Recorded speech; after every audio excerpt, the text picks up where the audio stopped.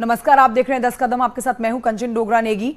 गोला गोकर्णनाथ विधानसभा सीट की हम सबसे पहले बात करने वाले हैं, जहां पर होने वाले हैं उपचुनाव और सियासी सरगर्मियां यहां पर तेज हो गई हैं। सियासी दल अपनी अपनी जीत का दावा कर रहे हैं। सियासी गोटियां यहां पर बिछाना शुरू हो चुकी हैं। इस सीट पर काबिज होने के लिए बीजेपी ने अपने दिवंगत विधायक अरविंद गिरी के पुत्र अमन गिरी को गोला गोकर्णनाथ विधानसभा से अपना प्रत्याशी बना दिया है। बीजेपी ने कोशिश क्षेत्र के लोगों की विकास कार्यों के साथ ही सहानुभूति के जरिए वोट समेटने की कोशिश की है। वहीं आपको बताएं कि समाजवादी पार्टी जो कड़ा मुकाबला देने की बात कर रही है, मौजूदा सरकार के विफलताओं को उजागर करके इस सीट को अपने पाले में लाने की कोशिश में जुटी है। समाजवादी पार्टी ने विनय तिवारी को मैदान में उतारा है। तो अमन गिरी और विनय तिवारी, ये दो नाम, दोनों के बीच में मुकाबला कड़ा बताया जा रहा है। आपको बताएं कि सीएम योगी ताबड़तोड़ प्रचार करने वाले हैं। गोला गोकर्णनाथ उपचुनाव में सीएम योगी प्रचार करेंगे। गोला गोकर्णनाथ में 31 अक्टूबर को मुख्यमंत्री योगी आदित्यनाथ की रैली होने वाली है। इसके बाद हिमाचल प्रदेश की तरफ निकल पड़ेंगे। वहां पर भी हिमाचल प्रदेश विधानसभा के लिए चुनावों में सीएम प्रचार करेंगे, जहां पर 8 और 10 नवंबर का दिन है चुनावी सभाओं का। लेकिन हिमाचल से पहले 31 अक्टूबर को होनी है गोला गोकर्णनाथ सीट पर जनसभा मुख्यमंत्री योगी आदित्यनाथ की, और फिर हिमाचल के लिए रवानगी होगी। हिमाचल में 10 से ज्यादा चुनावी रैलियां बताई जा रही हैं।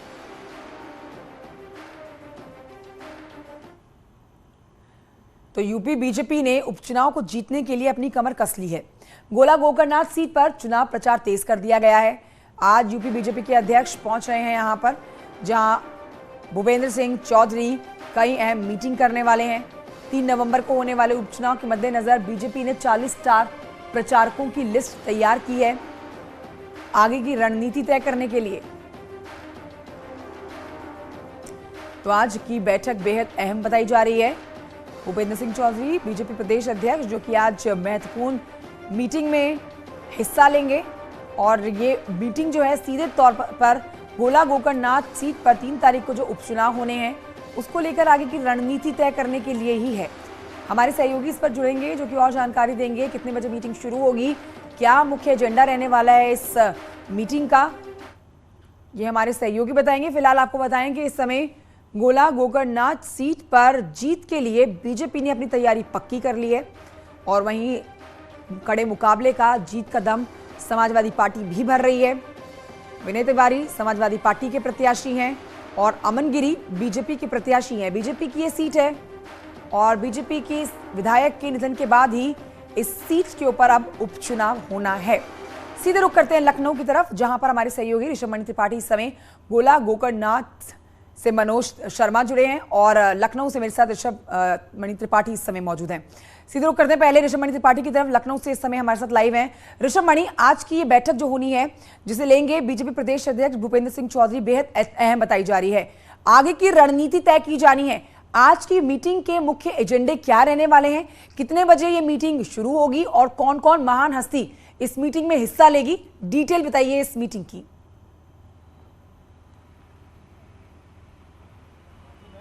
देखिए, सबसे पहले कंचन एक बात हम सब लोग जानते हैं, बीजेपी के लिए कहा भी जाता है बीजेपी 365 दिन इलेक्शन मोड में ही रहती है। वो चाहे उनके संगठन से जुड़े हुए कार्य हों या उनकी पार्टी से जुड़े हुए कार्य हों, वो 365 दिन चलते रहते हैं। किसी भी राज्य में चुनाव हो रहे हों, निकाय चुनाव हो रहे हैं, पंचायत चुनाव हो रहे हों, लोकसभा चुनाव, छोटे बड़े हर चुनाव के लिए बीजेपी हमेशा तैयार रहती है। आप खुद देख सकते हैं कि उपचुनाव हो रहा है, बीजेपी की सिटिंग सीट है, और वहाँ पर 3 नवंबर को वोटिंग होनी है। आज भाजपा प्रदेश अध्यक्ष वहाँ पर हैं, जो हमें जानकारी है उसके मुताबिक वो संगठन से जुड़े कई मीटिंग्स करेंगे। जो वहाँ पर मतदाता सूची है वो उसके बारे में बात करेंगे। वहाँ पे जितने पन्ना प्रमुख हैं उनसे बातचीत करेंगे, उनसे जानेंगे चुनाव की उनकी क्या तैयारी है, ज़मीनी स्तर पर भारतीय जनता पार्टी ने क्या तैयारियां की हैं उसकी वो समीक्षा भी करेंगे, और योगी सरकार पार्ट 1 और पार्ट 2 की उपलब्धियों के बारे में भी वो चर्चा करेंगे, केंद्र सरकार की नीतियों की चर्चा करेंगे। और जैसा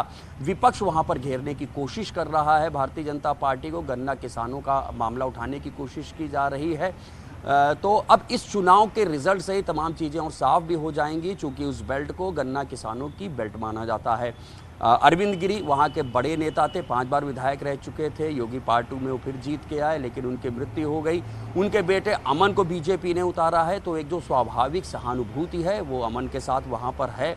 लेकिन ब्राह्मण बाहुल्य क्षेत्र है, लिहाजा समाजवादी पार्टी ने भी कड़ी फील्डिंग की है और उन्होंने विनय तिवारी को उतारा है। अब देखना होगा कौन कितनी गंभीरता से इस चुनाव को लड़ता है। 31 अक्टूबर को उत्तर प्रदेश के मुख्यमंत्री योगी आदित्यनाथ वहां पर जाएंगे, जनसभा करेंगे। देखना होगा समाजवादी पार्टी की ओर से कौन से बड़े चेहरे जाते हैं और वो कोशिश करते हैं अपने कैंडिडेट को जिताने की। बिल्कुल, वैसे तो यहाँ पर बीजेपी का दबदबा हमेशा रहा है, लेकिन दुश्मन को हल्के में भी नहीं लिया जा सकता। मनोज शर्मा भी हमारे साथ इस समय लाइव मौजूद हैं गोला गोकर्णनाथ से, उनसे ले लेते हैं और जानकारी। मनोज, देखिए समाजवादी पार्टी यहाँ पर कई मुद्दे उठा रही है और अपनी जीत का दम भर रही है। हालांकि गिरी परिवार का दबदबा यहाँ पर शुरू से रहा है, पिछले कई सालों से रहा है, लेकिन मुख्यमंत्री योगी आदित्यनाथ की 31 अक्टूबर को जो रैली होनी है वो काफी अहम बताई जा रही है। मनोज। बिल्कुल, लखीमपुर को बाद एक तारीख को चुनाव प्रचार बंद हो जाएंगे।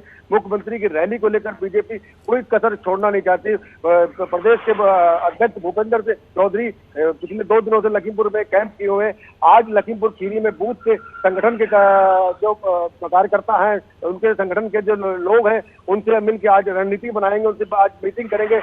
बिजवा ब्लॉक गोला में जाके संगठन के कार्यालय के लोगों से बात करेंगे, जानेंगे कि क्या क्या रणनीति है, क्या क्या तैयारी की गई है। और इसको लेकर समाजवादी पार्टी लगातार दावे कर रही है कि गोला के उपचुनाव में समाजवादी पार्टी की जीत होगी। लेकिन एक बड़ा सवाल बना हुआ है, लगातार समाजवादी पार्टी ने 40 लोगों की सूची बनाई थी, लेकिन की सूची बनाने के बाद भी समाजवादी पार्टी के प्रमुख अखिलेश यादव का दौरा लखीमपुर खीरी के उपचुनाव में नहीं लगा। इसको लेकर तमाम तरह की चर्चाएं बाजार में गर्म है, तमाम तरह की चर्चा लोग कर रहे हैं, लेकिन बीजेपी किसी तरह की कोर कसर इसमें छोड़ना नहीं चाहती। अगर डिप्टी सीएम केशव प्रसाद मौर्य की बात करें, ब्रजेश पाठक की बात करें, स्वतंत्र देव सिंह की बात करें, जिसने स्टार प्रचारक बनाए थे, 39 स्टार प्रचारकों की लिस्ट बनाई थी। सभी कार्यकर्ताओं और नेताओं को गोला गोकर्णनाथ के उपचुनाव में उतार दिया है। अगर गोला गोकर्णनाथ की सीट की बात करते हैं तो ये गन्ना बाहुल क्षेत्र है, किसानी के ऐसे से जुड़ा हुआ मामला है। अगर यहाँ पर बिरादरी के लिहाज से बात करते हैं तो ब्राह्मण, कुर्मी और मुस्लिम 3 बिरादरी बाहुल इस बोर्ड पे है। और कहीं ना कहीं अरविंद गिरी इस इलाके के बड़े नेता थे, जमीनी जुड़े हुए नेता थे। उसको जब अरविंद गिरी को मुस्लिम, हिंदू, हर बिरादरी, हिंदू और मुस्लिम, सिख, ईसाई सभी बिरादरियों का सपोर्ट था। कुल मिलाकर अधिक से अधिक 5 बार लगातार इस इलाके से अरविंद गिरी चुने गए थे। कहीं ना कहीं अरविंद गिरी का इस सीट पर दबदबा जरूर है। कहीं ना कहीं अमन गिरी को पिता की सहानुभूति और पिता के कराए गए कार्यों का भी जरूर फायदा मिलेगा। बिल्कुल, लेकिन मनोज, ये भी एक बड़ा अपने आप में चिंता बन जाती है, सवाल बन जाता है, क्योंकि अरविंद गिरी को जिस तरह से यहाँ के प्रदेश ने, यहाँ की जनता ने प्यार दिया, वैसा प्यार बेटे को, अमन गिरी को मिलता है या नहीं, ये देखना बहुत जरूरी हो जाएगा। ऋषभ मणि, लेकिन ये भरोसा जनता के बीच अमन गिरी को पहुंच के उनके बीच में बातचीत करके प्रचार के दौरान लोगों के मन में बिठाना होगा।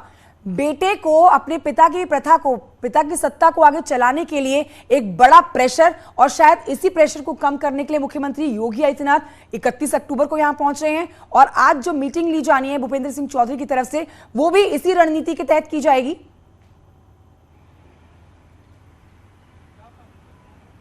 देखिए, जब आप चुनाव लड़ने जाते हैं एक बेसिक प्रिंसिपल होता है, पार्टी और प्रत्याशी।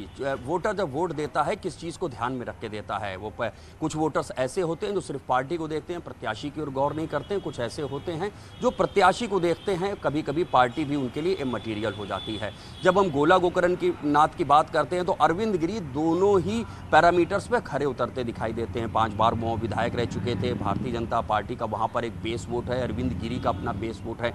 तो ये मान के चलिए जो भारतीय जनता पार्टी का बेस वोट है वो अमन गिरी के साथ आता हुआ दिखाई दे रहा है। अमन गिरी भी पिता के साथ थोड़ा बहुत राजनीति में सक्रिय जरूर रहते थे, लिहाजा उनकी भी विजिबिलिटी है वहां पर। स्वाभाविक सहानुभूति अमन गिरी के साथ पहले से ही है, तो ऐसा माना जा सकता है कि हाँ ठीक है, जो पार्टी लेवल का वोट है भारतीय जनता पार्टी को जा रहा है, चाहे वो प्रधानमंत्री नरेंद्र मोदी के नाम और चेहरे पे हो या उत्तर प्रदेश में योगी आदित्यनाथ के नाम और चेहरे पर हो, तो वो पार्टी वाला वोट है वो उसको बरकरार रखने में सफल हो सकते हैं, क्योंकि दोनों जगह सरकार भारतीय जनता पार्टी के।